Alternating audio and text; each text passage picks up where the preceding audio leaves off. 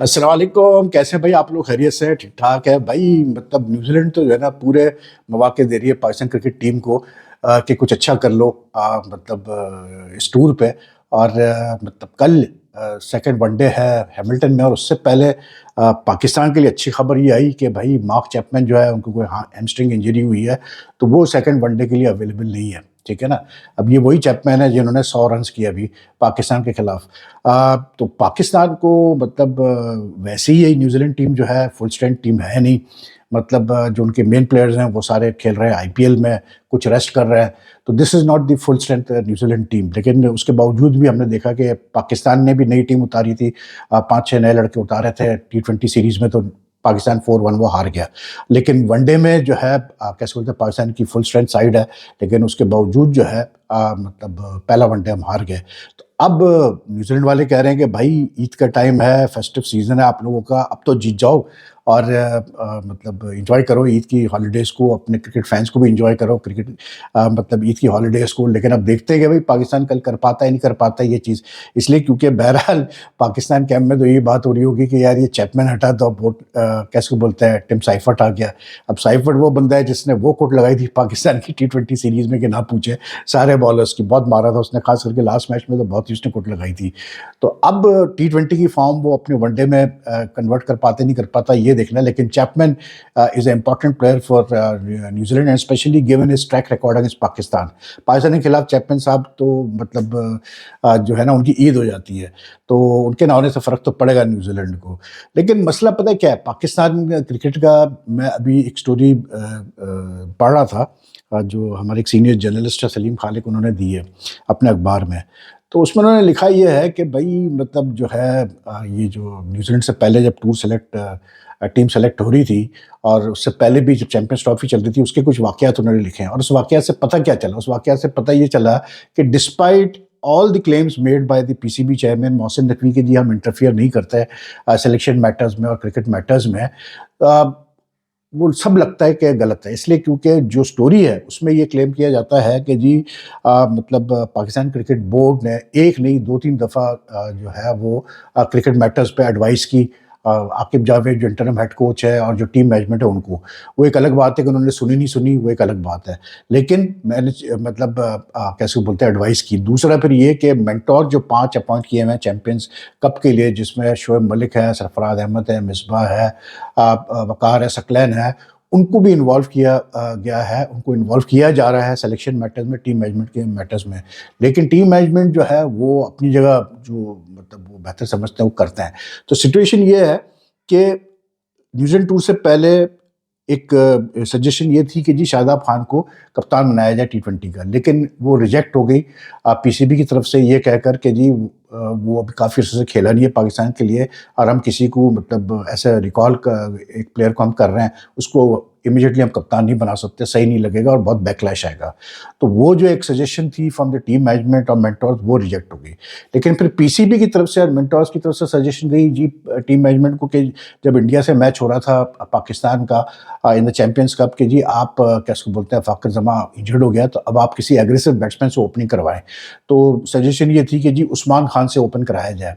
लेकिन वो team management ने रिजेक्ट कर दी वो चीज़ कि नहीं जी हम तो नहीं कराएंगे उस्मान खान से ओपन, और नहीं कराया उन्होंने, इमामुल हक से ओपन कराया, इमाम अल बाबर ओपन। तो मसले ये है कि जब कोऑर्डिनेशन ही ना हो टीम मैनेजमेंट में, सेलेक्टर्स में, पीसीबी की जब, और पीसीबी के जो 5 मेंटोर्स हैं जो पता नहीं, मुझे नहीं पता क्या करते हैं, क्या कंट्रीब्यूट कर रहे हैं पाकिस्तान क्रिकेट के लिए, जब ये इतनी खिचड़ी पकी हुई हो आपके क्रिकेट सेटअप में, तो फिर हम क्या एक्सपेक्ट कर रहे हैं कि क्या हमारी टीम अच्छा करेगी और क्या हमारी टीम जो है आगे बढ़ेगी या ग्रो करेगी? Because this is just like it's so confusing कि समझ में नहीं आ रहा कि किसका फाइनल कॉल है। In selection matters, in team management matters, final call किसका है ये किसी को नहीं पता। तो ये हालात जो है ना पाकिस्तान क्रिकेट के लिए तो भाई बिल्कुल भी ठीक नहीं है, मैं आपको बता रहा हूँ। और अंदर क्या खिचड़ी पकड़ी होती है किसी को कुछ नहीं पता होता। क्लेम इवन जब ये चैंपियंस कप का भी जब हुआ था सिलेक्शन का, तो उस वक्त भी ये स्टोरी सामने आई थी, और ये बात कन्फर्म हुई बाद में कि सेलेक्टर्स ने जब टीम भेजी चैंपियंस कप की, चैंपियंस ट्रॉफी की, to Mohsin Naqvi for signatures, 2 दफ़ा मोहसिन नकवी ने वापस कर दी वो टीम, ये कहकर कि भाई इस पर फिर आप नज़रसानी करें और देखें कि कोई प्लेयर तो नहीं रह गया या कोई अनडिजर्विंग प्लेयर तो सेलेक्ट नहीं हुआ है। तो what does that show? It shows के हर आदमी का इन्वॉल्वमेंट है ये पाकिस्तान टीम में। तो I think it's not good for Pakistan cricket what's happening, and I think we are seeing it in the results on the field. And team अगर अच्छा नहीं परफॉर्म करेगी, मैं बार बार ये चीज़ कहता हूँ कि यार एक स्टेबिलिटी चाहिए हमारी टीम में, और स्टेबिलिटी नहीं आएगी तो बात बनेगी नहीं। अब कल जो मैच है इट्स अ इंपॉर्टेंट मैच, इसलिए because if we win the match we keep the 3 match series alive, if we don't we lose this one day series also. And I tell you one thing, with this team only Shahenshah is missing.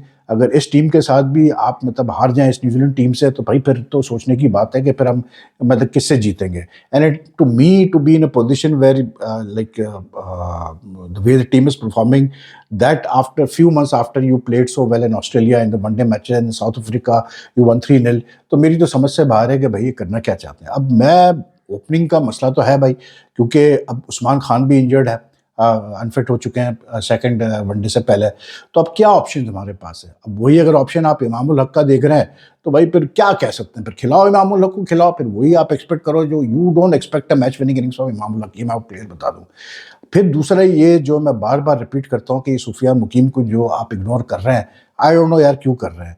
फिर ये जो पहले match में सिर्फ 4 बॉलरों से जाने का strategy थी वो बैकफायर हो गई। तो अब तो ये चीज़ क्लियर है कि अगर आपने 4 बॉलरों से जाना भी है तो आपको 10 ओवर, बाकी 10 ओवर्स करने के लिए आपको 3-4 ऐसे बॉलर्स चाहिए जो प्रॉपर पार्ट टाइम बॉलिंग करते हो। जैसे खुशदिल शाह हो गया, सलमान अली आगा हो गया, ये सारे जब मिलके करेंगे तो फिर शायद वो 10 ओवर्स हम कवर कर सकते हैं। तो खुशदिल शाह को भी आपको करना पड़ेगा टीम के अंदर।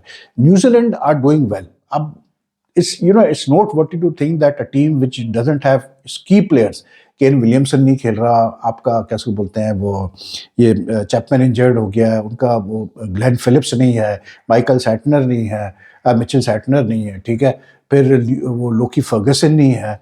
कितने सारे प्लेयर्स उनके नहीं खेल रहे सीरीज़ के अंदर। उसके बावजूद भी जो है वो जो है अपना वो डेवन कनवॉय भी नहीं है, ठीक है, रचिन रविंद्रा भी नहीं है, उसके बावजूद भी वो इतना अच्छा कर रहे हैं हमारे खिलाफ। तो इट जस्ट शोज़ के हमने तो कोशिश ही नहीं की ना अपने बैकअप टैलेंट पे काम करने की। और बैकअप टैलेंट ही की बात नहीं है सिर्फ, बात ये भी है कि वो जो बैकअप टैलेंट आप जो हमारी थ्रू सिस्टम के थ्रू आता है, नॉन एग्जिस्टेंट सिस्टम के थ्रू आ रहा है, वो भी उस लेवल का नहीं आ रहा, इतना मतलब पॉलिश नहीं आ रहा जैसे दूसरी कंट्रीज़ में आ रहा है। The amount of young faces we are seeing in the IPL, in the ongoing IPL, अब हमें नहीं पता कि जब PSL स्टार्ट होगा तो उसमें हम कितने मतलब नए फेसेस देखेंगे, कोई ऐसे प्लेयर देखेंगे जो कि एकदम से मतलब हम कहेंगे हाँ एक अच्छा टैलेंट मिला है। और फिर हम क्या फिर वही गलती करेंगे कि अगर कोई नया प्लेयर आता है, कोई अच्छा परफॉर्म करता है, तो हम उसको डायरेक्ट बात करना शुरू कर देंगे जी ये पाकिस्तान से के लिए खेलना चाहिए इसको। हमारा PSL की तैयारी ये हो रही है कि जी हमारा बड़ा जोर है नेशनल कैसे बोलते हैं PSL एंथम पे वीडियोस रिलीज हो रही है कि जी वो कैसे बोलते हैं अली जफ़र कर रहे हैं, सलमान नसीर भी उनके साथ बैठे हैं CEO PSL के। अब आया है कि जी आप कल शायद रिलीज़ कर रहे हैं PSL एंथम को। इम्पॉर्टेंट है ये चीज़ें, आई एग्री कि ये जो एंथम वगैरह होता है एक लीग का, it adds colour and vibrancy to a league, but it is not the main thing, the main purpose of a league. A league, if a country is hosting a league, is hosting a league because it wants to make the league a brand, and secondly it wants to find the polished talent. तो वो brand तो खैर अब हो गया है PSL, लेकिन ये कि अब इट हैजंट लाइक इन, अब ये 10वां PSL होने जा रहा है। 10 साल में हमने कोई इनोवेशन नहीं देखी PSL में, कोई आगे बढ़ा नहीं PSL, और आज तक वही फ्रेंचाइजीज और PSCB के दरमियान जो है मिसकम्युनिकेशन है, मिसअंडरस्टैंडिंग्स है और शिकायतें एक दूसरे से। तो 10 साल बाद भी अगर ये सिचुएशन है तो फिर मुझे नहीं लगता कि कितना सीरियसली इस PSL के ऊपर फोकस किया गया। आज तक PSL का एक अलग प्रॉपर सेक्रेटरीट नहीं बनाया गया है, मतलब जो कि PSL के मामलात को देखे और PSL को चला सके PCB में। मतलब लोग हैं PSL पे जो काम करते हैं, लेकिन not a proper setup which was promised by Najam Sethi and others before Mohsin Naqvi. तो अब देखते हैं भाई क्या होता है, कल एंथम आएगा तो पता चलेगा। वो एंथम पे भी काफ़ी कंट्रोवर्सी चल रही है। अली जफ़र को लिया है एंथम के लिए, तो उन्होंने साथ में और सिंगर्स को भी लिया है, लेकिन उस पर कंट्रोवर्सी तो बहरहाल है। मेरे एक दोस्त है USA में, उन्होंने मुझे, जब मैंने ये स्टोरी एक वीडियो की थी about Ali Zafar being monopolising this मतलब PSL एंथम सॉन्ग, तो उन्होंने मुझे कहा कि यार वो तो सिर्फ मतलब 1-2 साल से तो कर ही नहीं रहा। लेकिन फिर मुझे ये आया कि मैंने उनको समझाया, मैंने कहा भाई आप इस तरह से देखें कि 9 PSL हुए हैं, ये 10वां PSL चल रहा है, इसमें आप ये चेक करें कि अली जफ़र ने कितनी दफ़ा जो है वो एंथम क्रिएट किया है इस PSL का। तो एनीवे देखते हैं कि एंथम का इतना कोई बड़ा इशू नहीं है, वो तो जैसा भी होता है। लेकिन ये है कि अभी फ़िलहाल जो है ईद के शोज़ हम देख रहे हैं, वहाब रियाज को अब एक नया रोल दिया गया है, उनको अब जो है वो होस्ट भी बना दिया गया है। तो ये सारी चीज़ें चल रही है। अब कल टीम क्या परफॉर्म करती है ये हमें नहीं पता, ये हमें कल पता चल जाएगा कि टीम कैसे परफॉर्म करती है।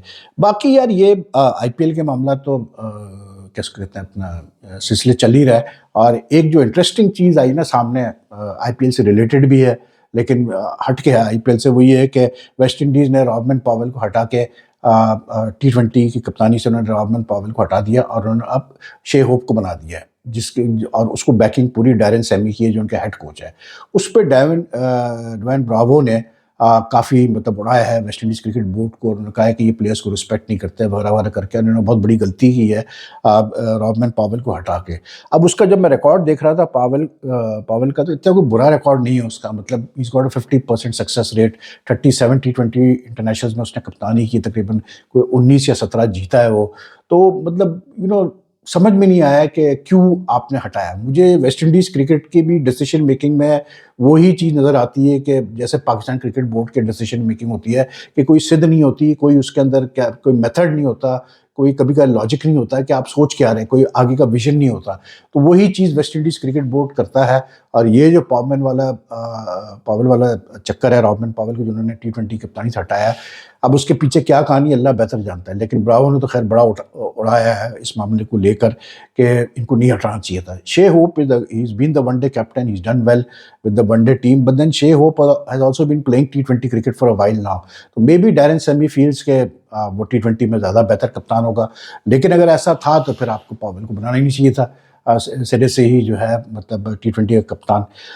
रॉबमन पॉवेल का एक और इशू ये है कि as a player he's played some good innings for West Indies, लेकिन he's not someone who's like who's now a established player, T20 player like for example Nicholas Pooran है।